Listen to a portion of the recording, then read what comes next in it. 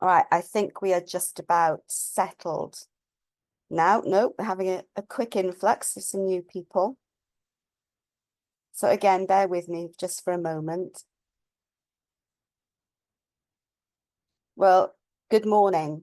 This webinar is to celebrate, always sounds a little bit wrong when we're talking about elder abuse, but this seminar is for World Elder Abuse Awareness Day. And it's titled Growing the Conversation. And that's very much what this session is going to be about. It's going to be about a conversation. We have an amazing set of panelists here for you today. We've got an absolutely packed programme, so it's unlikely that we're going to have any time for questions, but I would encourage anybody who's participating, if you have any questions, put them in the chat, and either Hourglass or the panelists that we have here today will be able to get back to you after the event with the answers to your questions. So I know it's frustrating when you don't get to ask something that's right at the forefront of your mind, but if you could just bear with us, because we really want to make sure that we give all of our panelists the time to be able to participate in the session today. The webinar will be recorded and it will be sent to everybody who's registered to attend.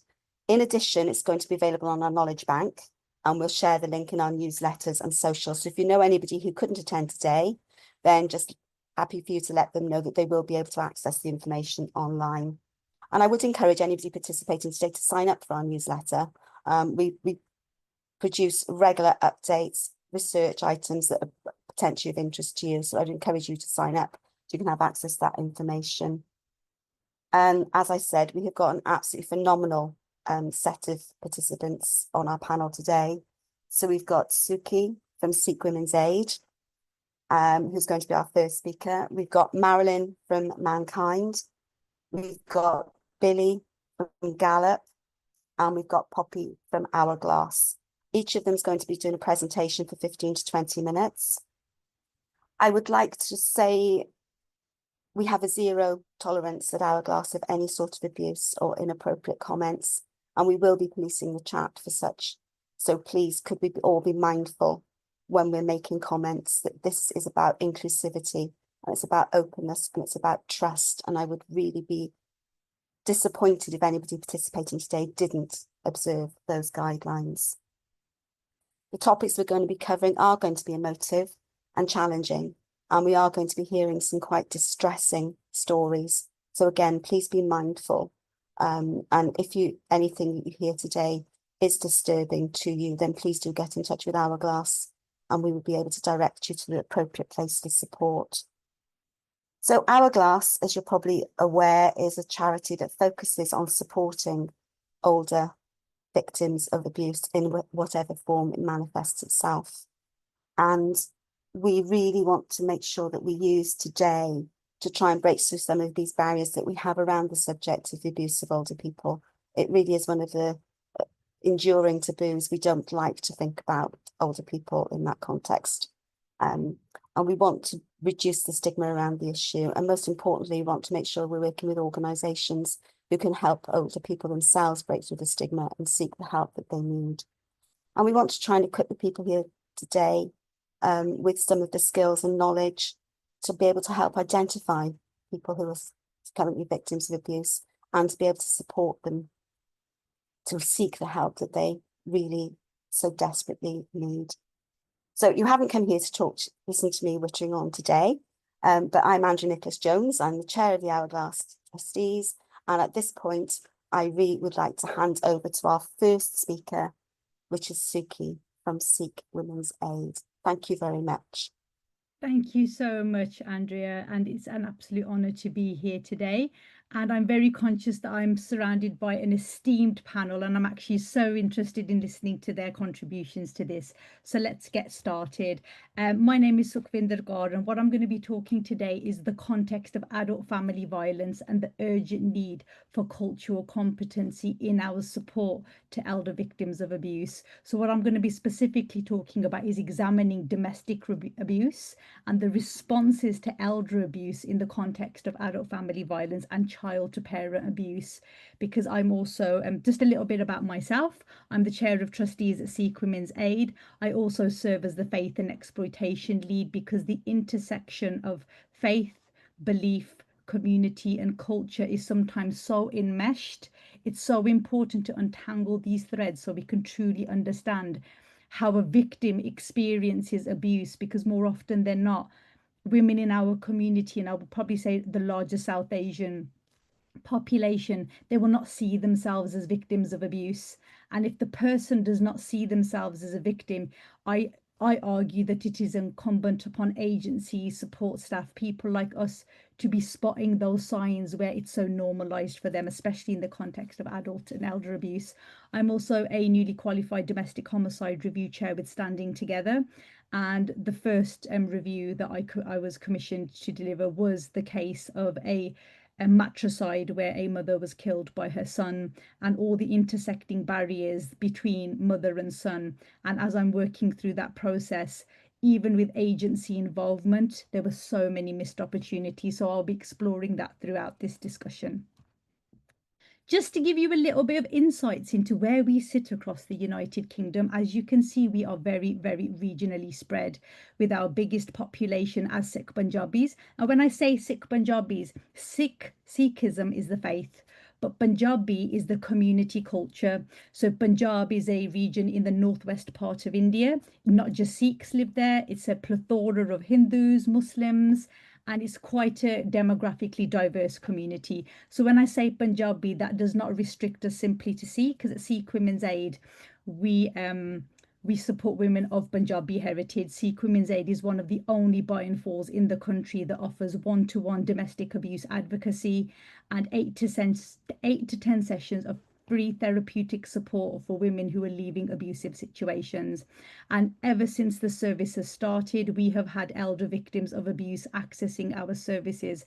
But the really sad part for me is that when we do community engagement events, I will often be approached by women who are elderly Sikh Punjabi women who have said the words to me time and time again: where were you 20 years ago? Where were you 30 years ago when I needed this help? And because Sikh Women's Aid was only founded in 2021, we are in the infancy of really discovering and lifting the lid on what has been happening in our community. Because as a practicing baptized Sikh, I absolutely recognize that, like all communities, we have our good parts, we're beautiful, we integrate. But domestic abuse does not discriminate faith, culture, beliefs. It is permeating through the fabrics of society. We are in a crisis of violence against women and girls, and it's so important that when we look at the women in women and girls, that this includes, caters for and understands the diverse needs of our elderly and aging population. So in terms of our demographics, West Midlands is the largest region that houses the population of Sikhs. The language spoken is Punjabi, but what you can often do with Punjabi is that when there's use of interpreters, Hindi, Urdu and Punjabi have an overlap of language. So when we're thinking about interpreters, not having a Punjabi speaking interpreter should not be a barrier.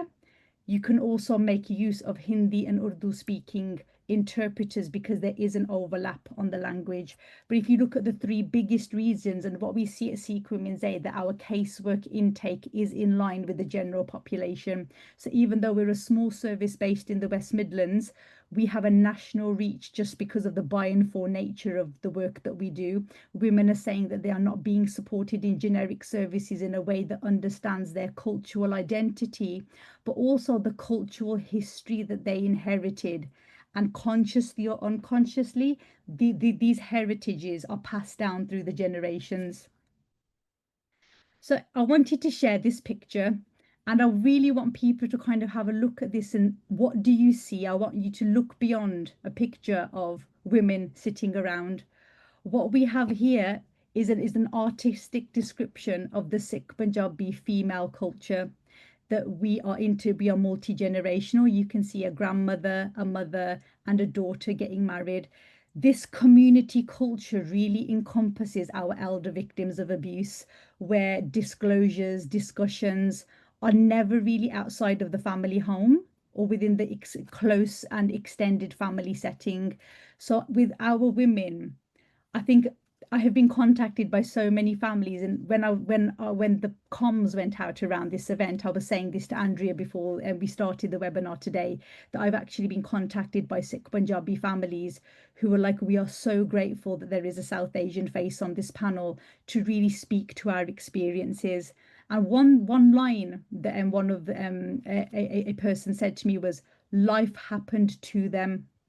The Sikh Punjabi women, especially our elder population, where there is prevalence of risk and harm and abuse, women were not autonomous decision makers. They were led by the men in their households, and by and for men were, I mean, we say this, and I have to make this very clear, that the population I'm addressing is the victim perpetrator population.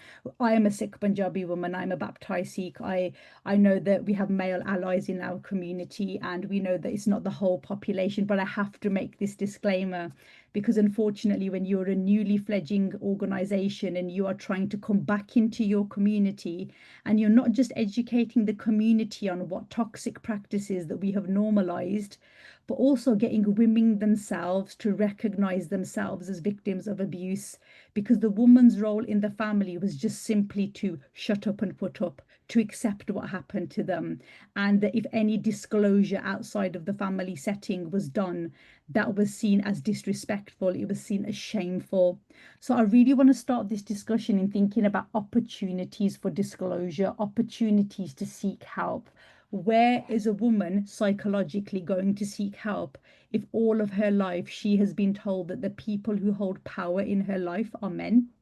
And if those men hold all of the power, what does that mean when we are assessing risk, when we are assessing safeguarding, when we are carrying out Section 42 inquiries? Is the woman at the heart of these inquiries and investigations? So I'm going to move and explore that a little bit further now. So I'm just going to Sikh Women's Aid as part of our work. We had to evidence our need to exist. So there was a lot of backlash in the community when we started. As being a woman of faith and really bringing in the faith element, I received death threats. I had to relocate from the West Midlands, and I now live in an undisclosed location because we had direct death threats. Our CEO was also targeted at the time. So the reason we started our work with a data set was so we could say, right, one, we want to build Sikh Women's Aid for the women who need it, but also we needed to understand what the baseline picture was.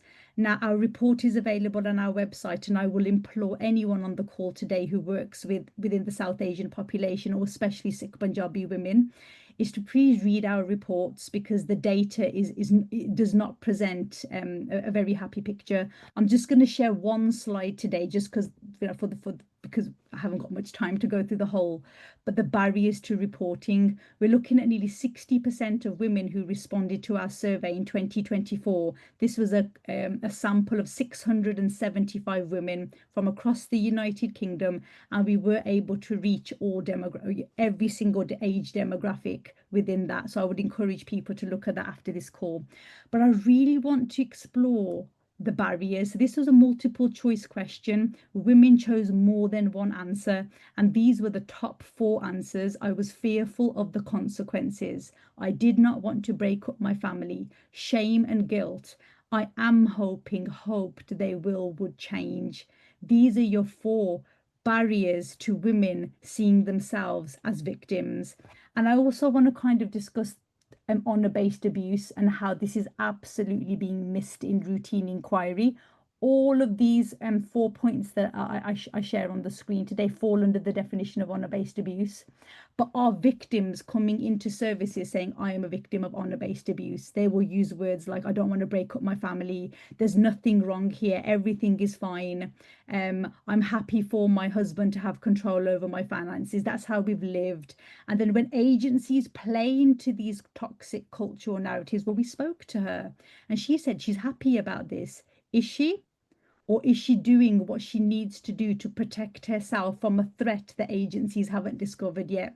Remember, women of the elder population, they have been managing their own safety in the way they see fit for decades. And when you're an agency and you're a first responder, your biggest challenge is to overcome that 30 years of conditioning that I am not a victim. I must keep my family together. I do not want the shame and guilt of being that woman who spoke out against her family, and I just want to keep the peace. Now, it's fine for a woman to have those views, but if you are risk assessing, if you are looking at the safeguarding around this woman, the professional curiosity has to go much, much further than it does. So I'm going to move on to now intimate partner violence and adult family violence. And one thing that I see in domestic homicide reviews, and especially with the ones that I am chairing, or there are also domestic homicide reviews where I'm an expert panel member. So I will go into reviews and I will provide the cultural competency to the panel and the chair and really try and weave that in the domestic homicide review. But what are the themes? What are we seeing? So, in intimate partner violence, especially within the elder community, the perpetrator is well known in the community. He's a pillar, he's respected. And in one of the panels I'm a part of, he's actually the member of a Gurdwara committee. And the belief is that the wife is having an affair. So I'm sitting on a domestic homicide review where a wife was visiting a post-retirement centre. She was socializing, and her centre was going on a trip to Spain. 3 days before this trip to Spain, this woman is killed by her husband. And in his police disclosures, he says, my wife was having an affair and she was about to go on holiday with a man. And there was no evidence found of that. But that was the justification because she sought to engage in social activity that he could not control. Then there's also isolation from the victim's family. Now, this can be when you have children who are seeing that dad is abusive to mom, or children have finally had enough of all the abuse and they're encouraging their mom to separate from the dad. And these are families in their 60s.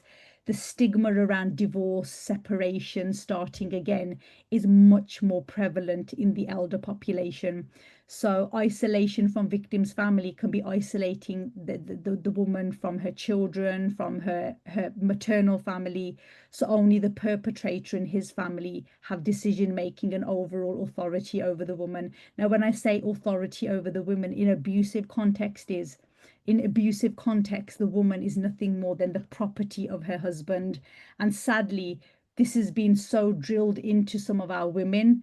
They will then respond to agencies or respond to support in that way. That does not mean that they are any less of a victim than the victim that is openly disclosing that she has been abused. It is up to us as agencies to look through the eyes of the victim and how she sees her situation and gently try and build trust and confidence with her. And one of the things that we do as Sikh Women's Aid is there is no need to explain the culture behind the disclosure that we are receiving. We absolutely understand all of this, and that's why our services are so vital to the communities that they serve. So we also have like financial authority over the victim. More often than not, all assets that have been accrued over the marriage. We're looking at elderly couples, family businesses, and all of the line of succession, as you call it, is always passed through the male. So this now leads us into adult family violence. Risk assessments are playing into stereotypes. This is something I see on panels all the time. But she didn't say anything. She didn't leave. It's normal in their culture for the man to control everything. These are very, very harmful stereotypes that have been used and have been recognized as missed opportunities in domestic homicide reviews. Now, when we entered this space, there was a saying that we had learnt that you have to illuminate the past to protect the future. Well, those of us sitting here on the call today, when we're looking at domestic homicide, the absolute worst has happened.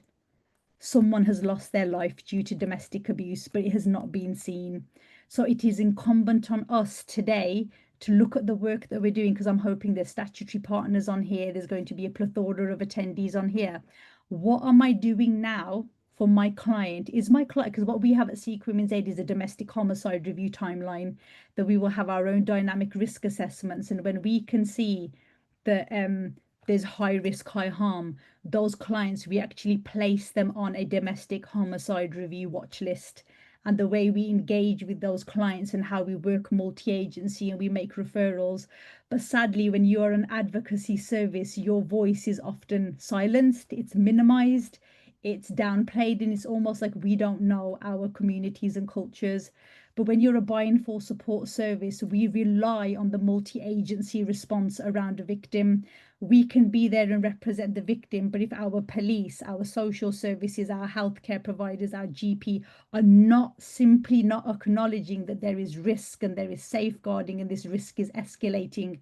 Another thing we see in domestic homicide reviews, there is a clear pattern of escalation, and the risk has not been managed as the behaviors have escalated. Now, when we move into adult family violence, this is the thing that is being missed. Child to parent violence is increasing.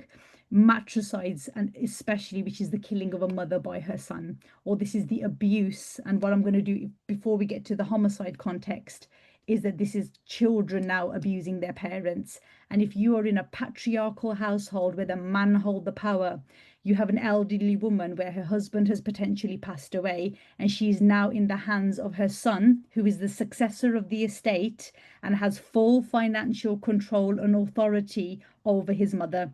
And this is never seen at risk assessment level. Alcohol and substance misuse are often contributing factors that increase the risk to victims. These are routinely missed. That alcohol and substance misuse are treated in isolation to the domestic abuse that is occurring, when actually there's a big overlap on all of these things. One, again, when we're talking about the line of succession, one sibling will isolate the surviving parents from other siblings, and they will use and they will convince their moms, if you go with that sibling, they will put you in a care home. This is an example a family has given me, that they are trying to gain access to their mum, because the elder son, after the father had passed away, has now isolated the mother from the siblings because the mother co-owns the assets with him. And the fear that any other siblings might be able to access this is mistakenly seen as oh, this is a family dispute between you lot, you need mediation, this isn't a risk. Of course there's risk here. This is financial abuse. This is about assets. And if she's elderly and frail and he is her son, so there is the dynamic of being a victim and a mother, and you are the mother of your perpetrator. And how those dynamics are understood, I'm going to go on record and say they are understood very poorly, and we need to be better at being professionally curious.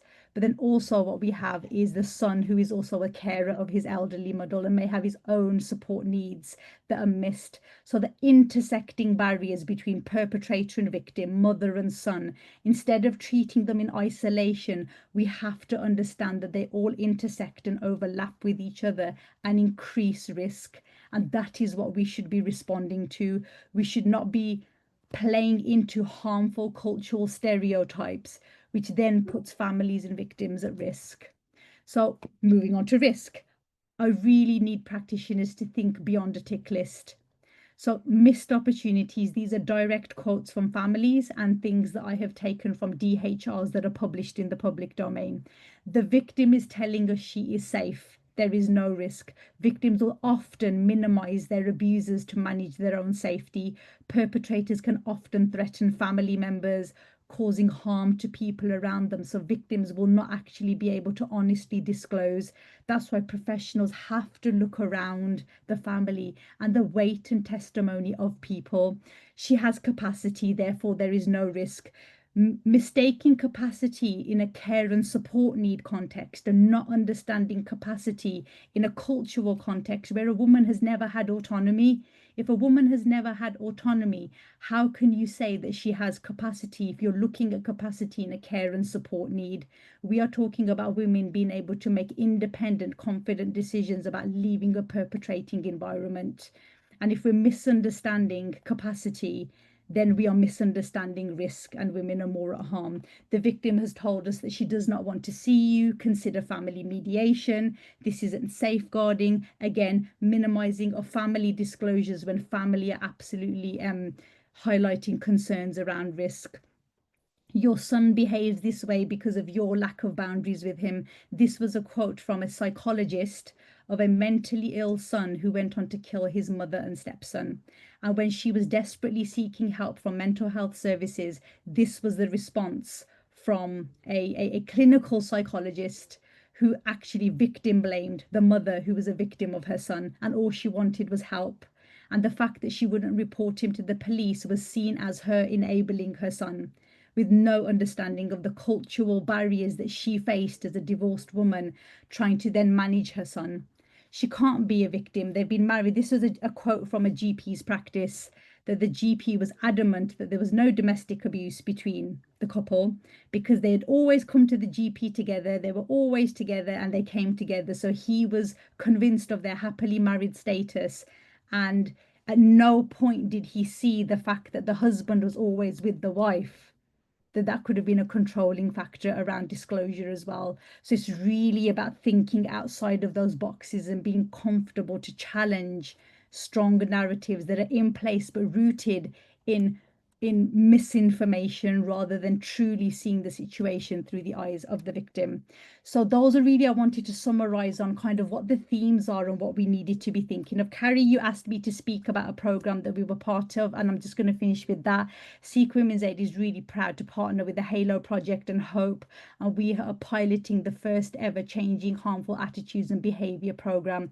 This is for perpetrators who are standard to medium risk on Dash, that are not going to be picked up by Marek, but they want to go into perpetrator programs. So Sikh Women's Aid, we're providing the ISS, so we support the victim of the perpetrator who is in this program, and we actually helped co-design the program. So this was a program which was designed by the buy and fall sector to deal with perpetrators from the buy and fall community. If anyone wants any more information on this, there is a QR code on the screen and you can scan that to find out more information. And that brings me to the end, and I'm 2 minutes over. I do apologize. All my contact details are there. Thank you so much for your time. We're on social media. Our helpline and email numbers are just there. This is a copy of our report that we published in 2024. It's based on a national survey. It's the third survey we have carried out of Sikh Punjabi women. So our experiences and our expertise as a buy and for is rooted in the experiences of the women themselves. And that's how Sikh Women's Aid grows and develops. Thank you so much for your time. If there are any questions, I will work through them through the chat, and I will hand back to Andrea. Thank you, Andrea. Thank you so much for that, Suki. Actually, by my reckoning, you're a minute under. So well done. But we've already established, I think, in our pre-chat that I'm absolutely rubbish at timing. That was a really powerful presentation. Thank you so much for that. And I think the theme that runs out for me is actually recognising as statutory bodies and other providers who victims are, but most importantly, getting victims themselves to understand that they are victims and that their loved ones can be perpetrators as well as being loved ones, and the complexity in relationships that causes, I think, is something that we all struggle with, what the answer to that immutable question is. So without further ado, can I just thank Suki again very much for that presentation. It was really very impactful. At this point, I'd like to introduce Marilyn from Mankind, who is going to go through her presentation with us now. I have noted that there are some problems with the chat, but while Marilyn's doing her presentation, I will speak to the part of the team organising the event to see what we're going to do about answering people's questions after the event. So if you just bear with us, I'm sure we'll come up with a solution for you. Without further ado, Marilyn. Thank you. Can you see my screen okay? I'm assuming you can. Okay, so good morning, everybody. And thank you, Hourglass, for inviting me. It was a bit last minute, so I'm here in place of chairman, so please do bear with me. I'm here to talk to you today about older victims, male victims. So Mankind Initiative are a charity that supports male victims of domestic abuse. I'm just trying to get my slides to move on. There we go. So just a brief introduction to myself. So my name is Marilyn. I'm Service Associate at the Mankind Initiative.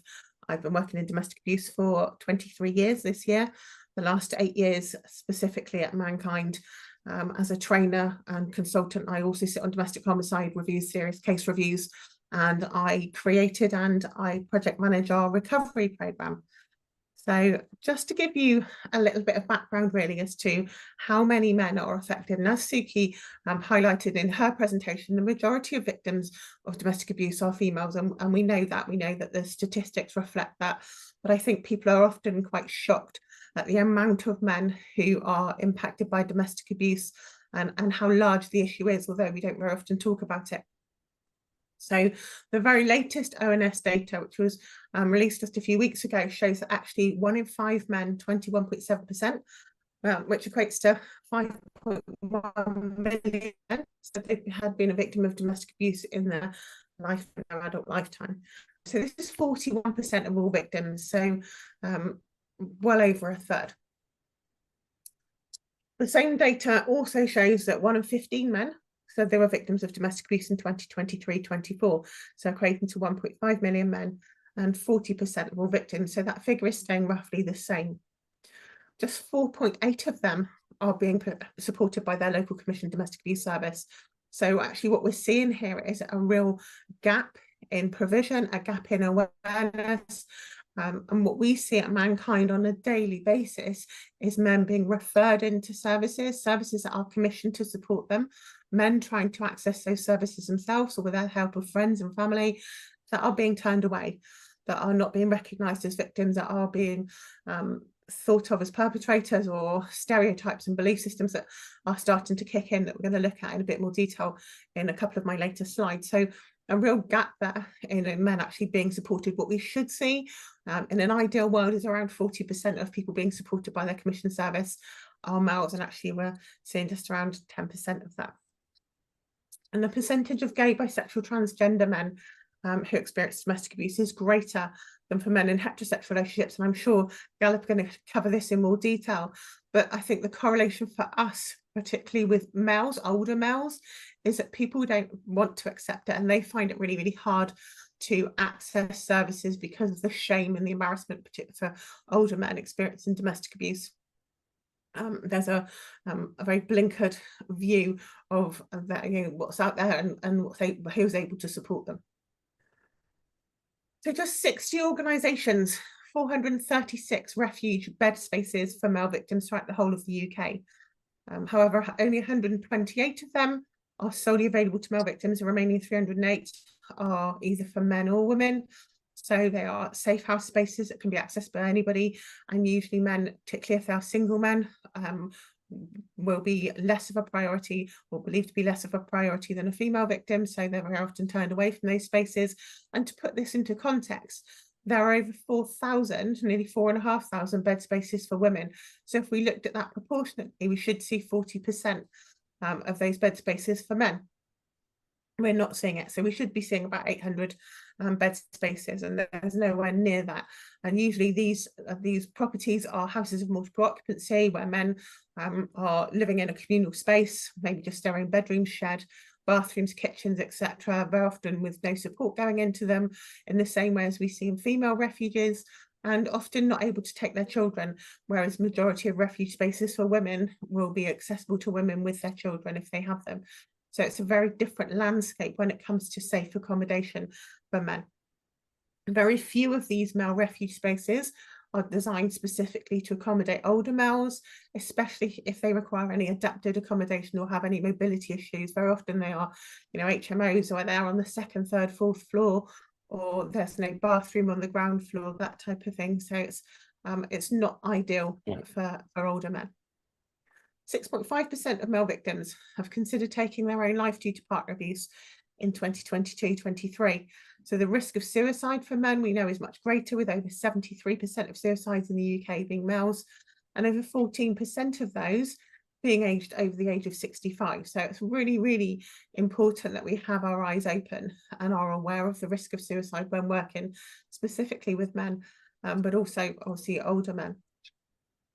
And 1 in every 3 stalking victims is male, and 1 in every 4 victims of forced marriage is a man. So again, I think these are things that we think predominantly happen to women. And whilst we look at those statistics and we know this does happen to more women than it does men, it's not a tiny proportion. It's not 1% or 2%. It's a third of all victims. It's a quarter of all victims of forced marriage.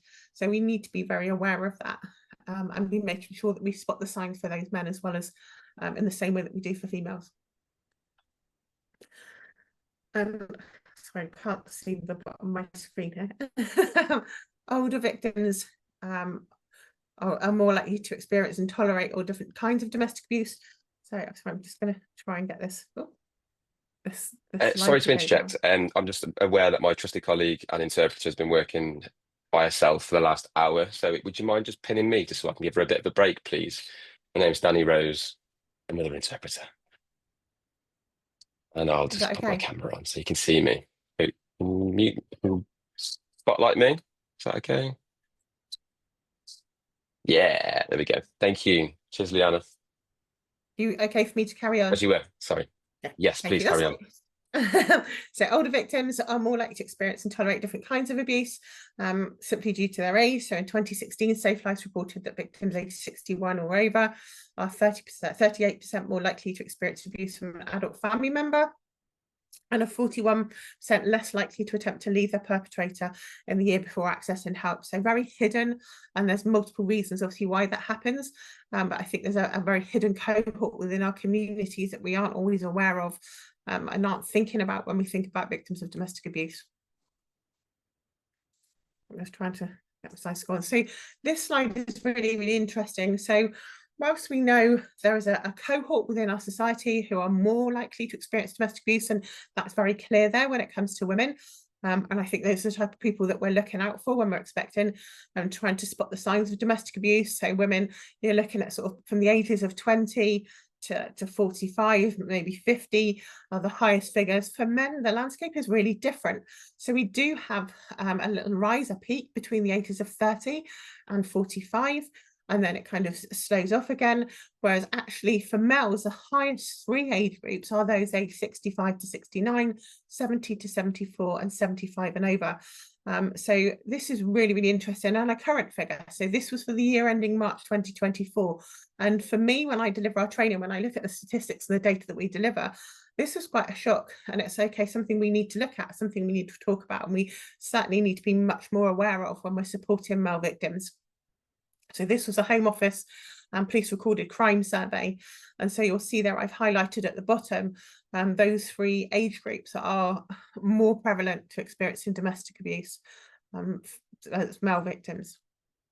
So they also estimated, Safe Lives also estimated that around 120,000 individuals aged 65 or over experienced at least one type of domestic abuse in 2016, as shown in the table below. So this table shows that male clients made up only 4% of clients at age 60 and under. However, they made up 21% of those aged 60 and over. So a real difference there when it came to people over the age of 60. And also the next line down, which I think kind of fits in also with what Suki was saying, is that there's an adult family member being the primary perpetrator. So whether that's an adult son or daughter, somebody else within the family, not necessarily an intimate partner relationship. So there's a much greater risk there to older people.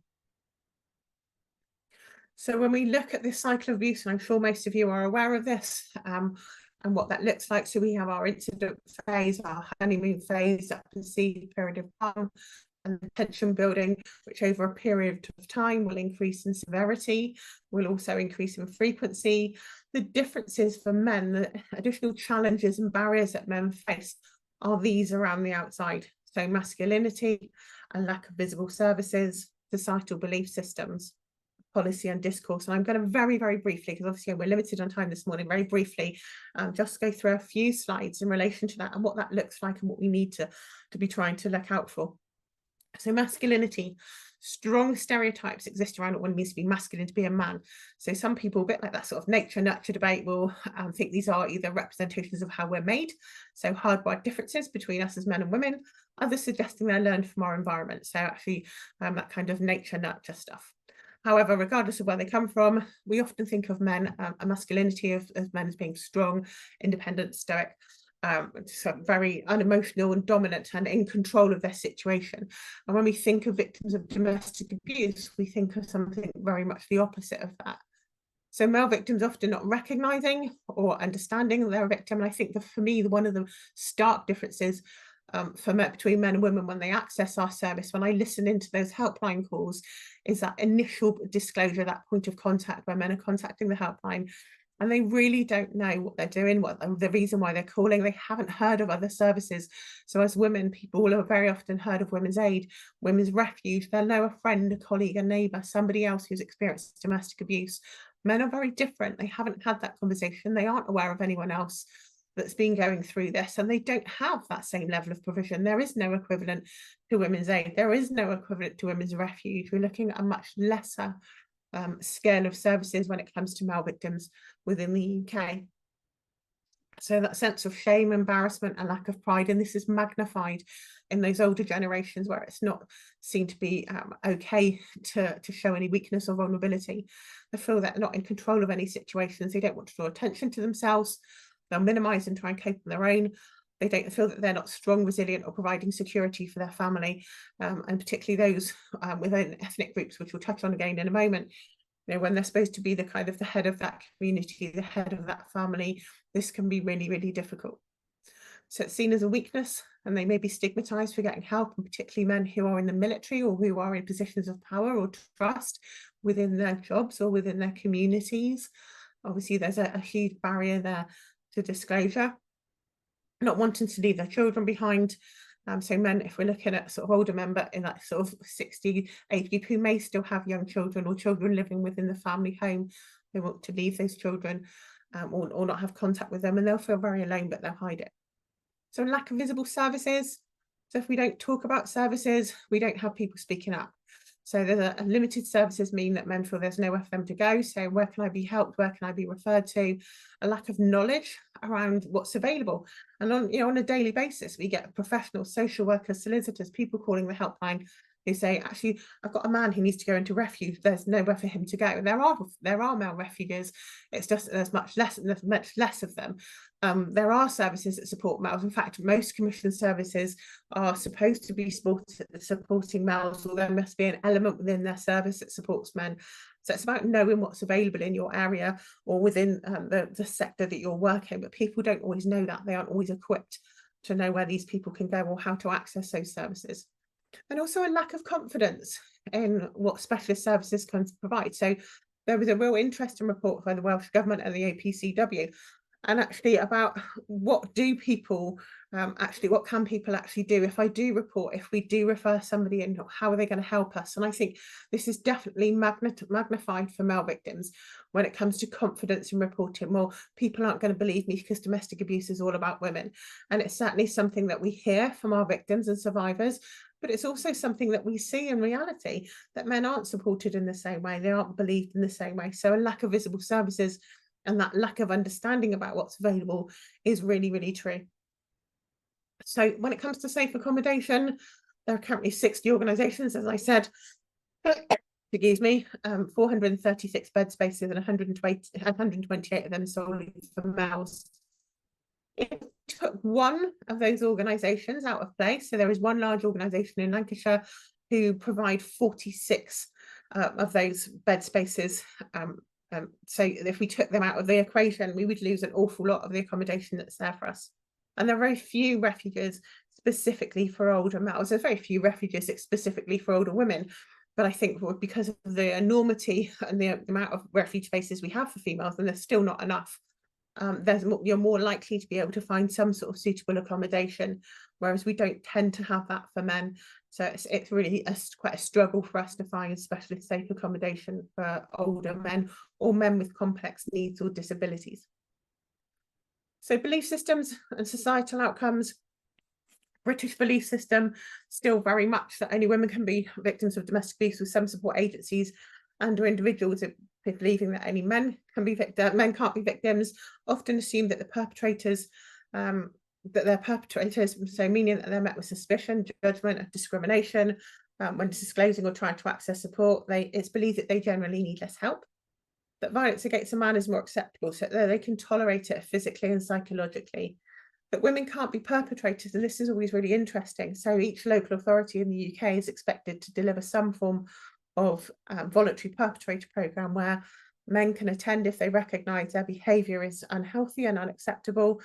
very often supported by solicitors or social workers as part of their kind of contact, or after an incident's taken place.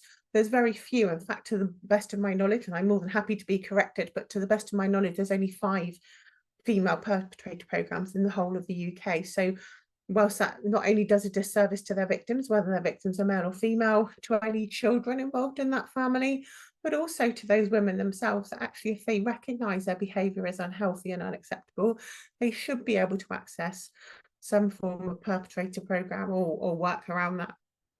So there's a real gap there in when it comes to provision for female, recognising female perpetrators. Male victims are often told it's just a domestic, and particularly those within those older age categories, and where actually this is, you know, shut up and put up, this is what my relationship's been like for the last 30, 40, 50 years. And it's tolerated, particularly not just from their spouses, but also from adult children, and they don't want to report. There's a shame there, there's embarrassment, there's feeling of loyalty within the family unit, and what's going to happen if I tell somebody. So it's very tolerated. And gay, bisexual, transgender victims very often not identified, as it's seen as mutual abuse. Therefore, men feel that they won't be believed by those around them. They feel embarrassed, disloyal, ashamed, fearful of being alone in their old age, you know, particularly if they have any illnesses or they're dependent on the other person for their care and support needs. They'll be the ones accused of being abusive. They're the only man to suffer this. They don't talk about it. They don't share experiences in the same way as women do. They must have done something to deserve it. I'm fearful of the unknown. So what is going to happen if I report? What's going to happen if I tell somebody what's going on? What's going to happen to my perpetrator? And then policy and discourse. So since 2022, men and boys have sat within the BALG strategy and desperately need their own parallel strategy. However, on International Men's Day in 2024, Baroness Newlove wrote the minister asking for a dedicated strategy for men and boys, and we thought it was going to take us forever and a day to get that happen. However, I'm absolutely delighted to say that Ben Obiestrechty this year on my birthday, on the 23rd of April, in the House of Commons, said that we need a bill asked the Secretary of State for a bill for an interpersonal abuse against and violence against men and boys strategy, and we're now at the second reading stage of this. In fact, it might even be further than that. So it is getting there, and it's really, really important. And I've worked with a lot of male survivors around this, and we've taken groups of men ambassadors we took them to Manchester last year to have a discussion around this, and it was really interesting. What they were saying was, actually, we don't want to take anything away from women and girls. Women and girls need their own space, they need their own strategy, they need support around what's happening to them, but we need the same. And there will be some things, and there are, having worked with both men and women and hundreds of them, there are things that are the same, but there's also things that are different. So it's absolutely vital that we recognise all victims and their own nuances, and we wrap our support around them. Older men with certain protected characteristics are also at increased risk of abuse and face even more barriers. So those with disabilities, certain ethnicities, and obviously those with different sexualities. So there's some, I'm just conscious of time, there's some additional barriers there for older men as well. So I'm just going to whip through these, and we'll send them up to you. So this is just looking at who men tell, and the majority of men are going to tell friends or neighbours. And the last few slides are about mankind, so you don't need to see them. They will be shared with you. Thank you very much for your time. One thing, if you do take away, is our male practitioners portal, where you can find out about all of the services that support men nationally, and where there are refuge spaces. So that's it from me, and I will answer your questions at the end. Thank you.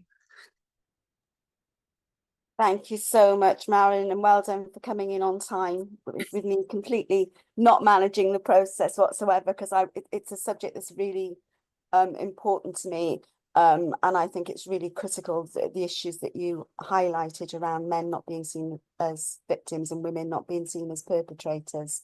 I know, having done some research in Wales for a regional partnership board, the facilities for men are non-existent.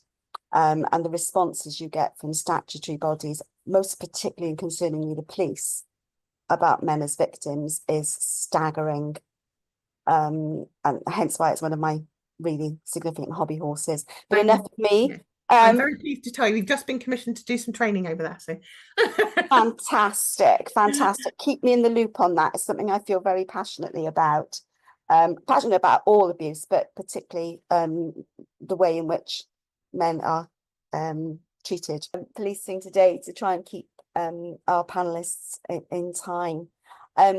Yeah, again, really important messages. And the theme that's running throughout all of the presentations so far is the real challenge that victims have in identifying themselves as victims, but then most importantly, being recognised as victims by the agencies from whom they're seeking support, and from family members from whom they might be seeking support. So I think it's a really powerful message, is that we need to be supporting victims to identify themselves as victims, and then putting wraparound support so they don't feel guilty, so they don't feel marginalised, they don't feel that they're not entitled to or deserving of the support that they really need in dealing with what's happened to them.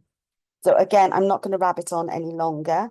I'm now going to, as our last speaker, introduce Poppy from Hourglass, who's going to talk to you about professional curiosity and confirmation bias, which is a fascinating title. So I'm really intrigued to know what this is going to be about. So thank you very much. Thank you, Andrea. And I feel really, really privileged to be part of this event with such incredible panelists today.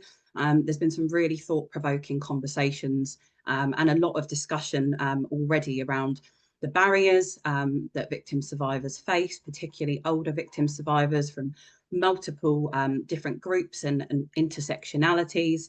And I think it's all around, and what we're aiming to do here today is growing that conversation and bringing this out into the forefront of discussions, because the more people that are aware of the challenges and problems that older victim survivors face, the more we can all work together to make sure the right support is in place, and that we are treating each person that comes to our services as individuals and recognising those unique risks and unique harms that they may face.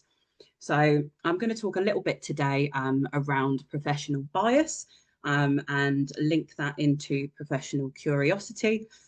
So just to introduce my role again briefly, I am the frontline service lead for high-risk casework here at Hourglass. So I support the highest risk cases that we see through Hourglass. This can include multiple concerns. People may be facing capacity issues. There may be concerns around power of attorney. There may be ongoing abuse, as many people have discussed, from family members, which often includes adult children. And that comes with its own set of unique barriers that we have to look to support that victim survivor with. With regard to professional bias, I think the most important thing to start this conversation with is around how in society, unfortunately, we still see a huge breadth of ageist attitudes. And that has been touched on by the panel members here today. One of the attitudes that we see as a service is around capacity loss, and how that can be assumed. Unfortunately, capacity loss is not always present in those situations. And in many situations, there has been an assumption of capacity loss when actually that person retains full capacity. I think a lot of this comes down to professionals' ability and bias around recognising trauma responses within older victim survivors. Ultimately, if somebody had gone and spoken to a younger victim survivor who was presenting as maybe overwhelmed, unable to keep track of timelines, maybe unable to fully express what they have experienced, that person, as a younger person, would likely be supported in the view that they were having a response to the trauma that they have experienced. With older people, when they present that way, the assumption is that there is a loss of capacity or a level of fluctuating capacity. And unfortunately, what this does is invalidates older victim survivors' experiences of abuse, and will often leave them feeling like they have nowhere to turn and nobody will believe them when they do make disclosures of abuse. This goes hand in hand with the notion, and again, the bias in society that we see, that older people maybe more frail, maybe are unable to look after their finances as effectively. Again, these are assumptions that are often made without any sort of backing. Something with regard to physical abuse in the cases that I've supported in, that I have heard on multiple occasions, is when a disclosure is made to a professional. Maybe there is bruises or a level of injury, and that is quite easily brushed off as someone bruising easily. And a quote that will always stay in my mind, that a perpetrator in one of the cases that I supported said to the older victim survivor was, well, you would bruise if you knocked against a feather. Essentially saying the level of injury is only showing that way because of your age. And that incident was actually brushed off to professionals as an unwitnessed fall. And this, again, is something that we see quite regularly. And unfortunately, that professional bias that we see, it is far less likely that inquiries of domestic abuse are made when it comes to older victim survivors, particularly if they present in a hospital setting or a healthcare setting with a level of injury. Again, that being sort of pushed under the rug, so to speak, by professionals as just an older person who has gotten a bruise because they've fallen over, maybe due to reduced mobility, when actually that situation is due to a situation of domestic abuse. And what we will often see is family members, potentially the person that has caused that harm, attending appointments with that older person. And that is specifically to leave no room for disclosure to professionals. Again, this is something that we all need to be thinking about as professionals. The amount of times that I have heard from my older victim survivors that I work with, that it was assumed that their adult son, adult daughter was acting as their carer, that they needed to be in that appointment because maybe mum or dad doesn't understand all of the questions. Maybe they need a little bit of help explaining what's happened to them. When in reality, as professionals, we should be seeing a little bit of a flag there and thinking, I'm going to have a conversation with this older person on their own, at least being able to give them the space to make a disclosure should they feel able to do so. Unfortunately, what we will also see is perpetrators using a fear and a fear mongering of services, particularly statutory agencies. And this will again prevent disclosures. So this may be in terms of reporting to police, it may be in terms of speaking to social care services. Somebody in their presentation earlier very rightly mentioned this threat of, well, social services, they're going to come in here, they're going to take you out of your home, put you in a care home, you're not going to have any control over that situation. And often older victim survivors will feel they are better staying in the situation they're in with that family member who is abusive, rather than potentially facing further abuse from what they're being told in a care home setting. Now, whilst we know that abuse does happen in care home settings, the Hourglass data that we have gathered shows that older victim survivors are far more at risk in their own homes, and with that abuse coming from a family member. So again, just something I wanted to sort of raise awareness of as part of this conversation. I think ultimately it also does not help services such as specialist services like ours, the fact that there is a huge lack of data around the abuse of older people. In fact, data for the Crime Survey England and Wales for over 70s was not collected until 2022. This shows that lack of awareness, and I think although at Hourglass we see a huge demand for our services from older victim survivors, ultimately this lack of data means that there is hand in hand a lack of funding for these specialist services and these specialist issues that we're all here today to raise awareness of and grow the conversation around. I will say that Hourglass has a huge breadth of important policy and research, which if you're interested, you can find through our website.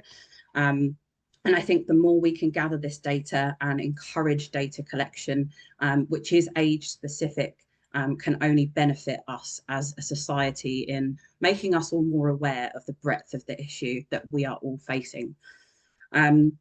Talking a little bit again around professional bias and how that may show itself in situations of abuse with older victim survivors. It was touched on very well by Marilyn earlier, and at Hourglass we do see less sort of discrepancy between genders when it comes to being a victim of domestic abuse and other types of abuse.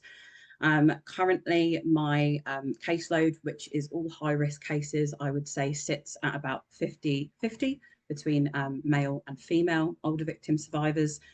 And I think this is a really important part of the conversation, making sure that professionals are aware that when a person ages, it may be that older men in particular are susceptible to abuse, and that could ultimately be missed by services.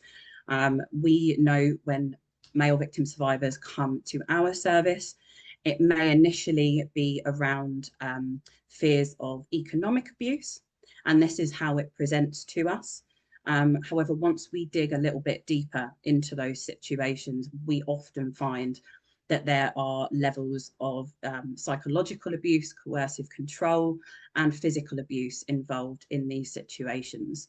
And there is an inherent sort of shame that a lot of my male victim survivors have to deal with, particularly in one case that will stay with me.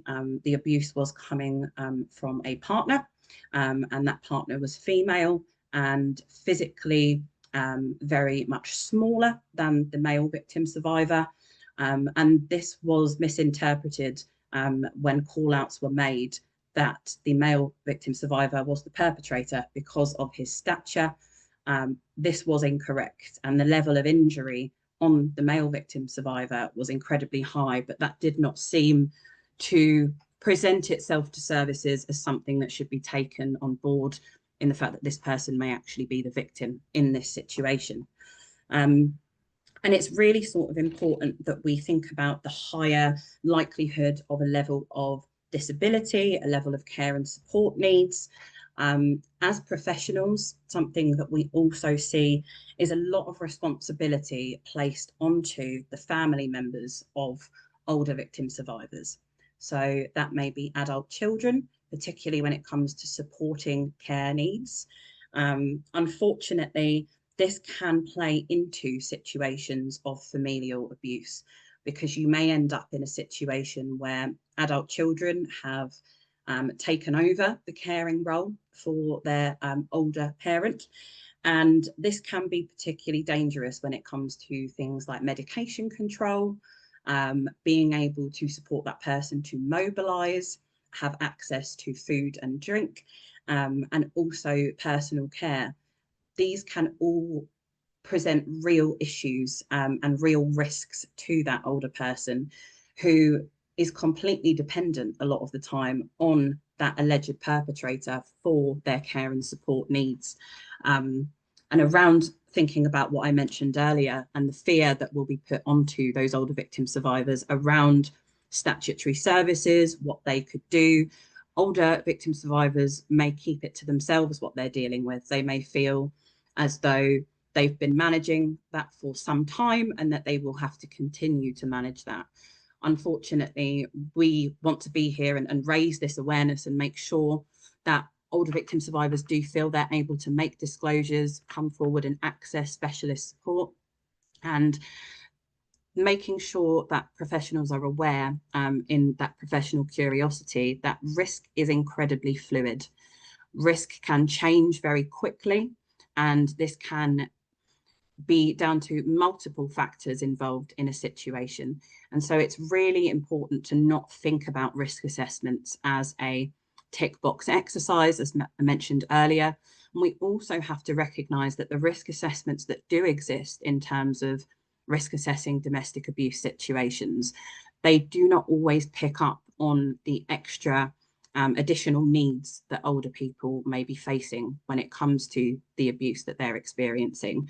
There are no questions around care and support needs in particular. There are no questions around whether or not that person has access to support for their needs and whether there is any links outside of the family home. Often it will be a case of issues are kept behind closed doors. We see this generational attitude, particularly when it comes to adult children. They do not want to criminalise their adult children. They consider the impact that if they do contact the police on their adult child, how will that impact their grandchildren? How will that impact the ability for that adult child to maintain employment, to earn money, to care for their grandchildren? And ultimately, they are doing their best to protect the person who is abusing them. And that is down to making sure that they don't do anything that would put that person at risk, which is incredibly sad when we think about the situations that a lot of older victim survivors are facing. When it comes to professional curiosity, I would urge everybody to think about safe places for a person to make a disclosure, to speak to people on their own and in a setting where they are able to make that disclosure, not just in a separate room in the property. Again, the fear levels may be so high that a closed door is not going to allow that person to feel safe enough if they know the alleged perpetrator is outside of that closed door and could potentially be listening. To think about when you see older victim survivors who are making disclosures, to take those seriously. And I say that because we do see a lot of incidents of abuse being brushed off as civil matters, issues between family members that essentially need to be dealt with, as someone mentioned earlier, through mediation. However, in the domestic abuse sector, when a situation of domestic abuse is effectively recognised, nobody would be recommending mediation in that setting. So we're potentially putting people in dangerous situations where that level of power and control could continue and actually be supported by professionals inadvertently. So just to sort of make everybody aware that we have to see older people as unique and in a person-centered way, so that we do offer effective support to each person that comes through to our service. At Hourglass, we are aiming to grow this conversation and raise the profile of older victim survivors of abuse. And as I mentioned at the start of my short presentation here, it has been a real privilege to see all of the panelists that have come together to discuss this from their expert backgrounds. So we can also think about the intersectionalities that older victim survivors have, and making sure that we, again, are not just maybe offering support around the issues that older people face, but if that older person is part of the LGBTQ community, if that older person has a level of disability, is from a diverse ethnic background, that we are considering what those unique barriers for support are, as well as the unique barriers that older people face when accessing support.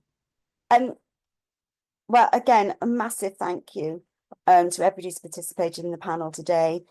Despite the technical difficulties, which again, I must apologise for, I think the presentations that we've had have been incredibly thought-provoking. And I just want to do a really quick roundup of what I think the key messages coming out from all of the presentations are. And I think for me, it's getting past this stigma of recognising that family members, loved ones can be perpetrators, and that anybody can be a victim.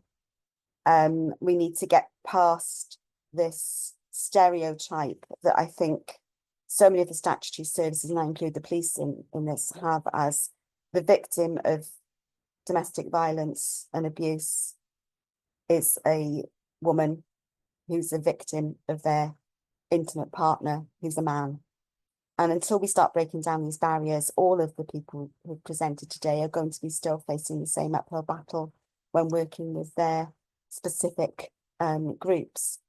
And the other things that run through is the stigma of being a victim. The thought of having to criminalise a family member is something which is an incredibly difficult barrier for victims to overcome.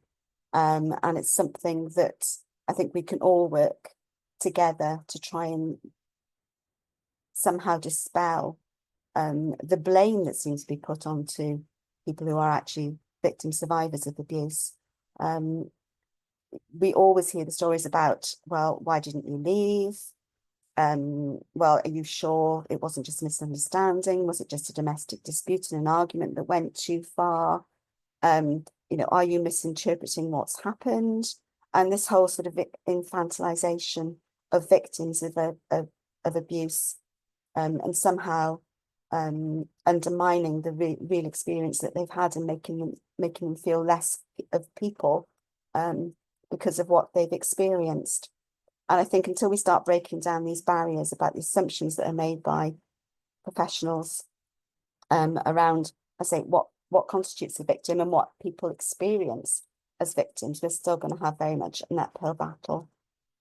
And the one overriding issue that, again, and apologies, this is my particular pet hobby horse in this area, is that with all of the issues that we talked about together today, and all of the different groups we talked about together today, we're always talking about the victim having to leave. When are we going to have a discussion about why can't, again, the statutory bodies, particularly the police, step in and remove the perpetrator? Why is it always the victim that has to be the person who leaves the situation, that has the uphill battle to be believed, and has to upend their whole lives? And this is particularly pertinent for older victims, survivors, because they may have lived in that home their entire lives, and we're all of a sudden asking them if they want to have any sort of protection to move into a hostel or a refuge, or just basically potentially be moved into a care environment. Because again, I can only comment on the situation in Wales because that's what I'm most familiar with, but all too often the knee-jerk reaction is, particularly in its older people, we slip into safeguarding. We don't recognise it as abuse, which is a crime and should be prosecuted. No, we talk about it as safeguarding and remove the individual to a place of safety, and then feel we've fulfilled all of our obligations in protecting that person.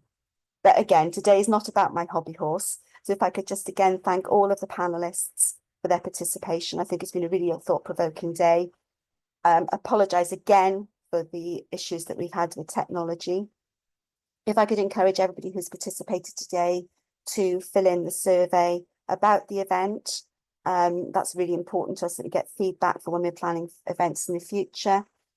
Just to remind you all that with the technical difficulties we've had, we will be making the recording available, and there will be subtitles for people who have unfortunately missed out on the issues we've had in getting our interpreters pinned and onto screen reliably. So again, apologies for that. And really just to encourage all of you here present today to look at our website, sign up for our newsletter, and start engaging with us and grow the conversation, because the only way we're going to tackle these systemic and endemic issues is if we all work together to really tackle the issue, which is the unspoken and real disease that permeates our society. So thank you very much. It's been much appreciated. And I hope you've all found the session as interesting and thought-provoking as I have. Thank you very much.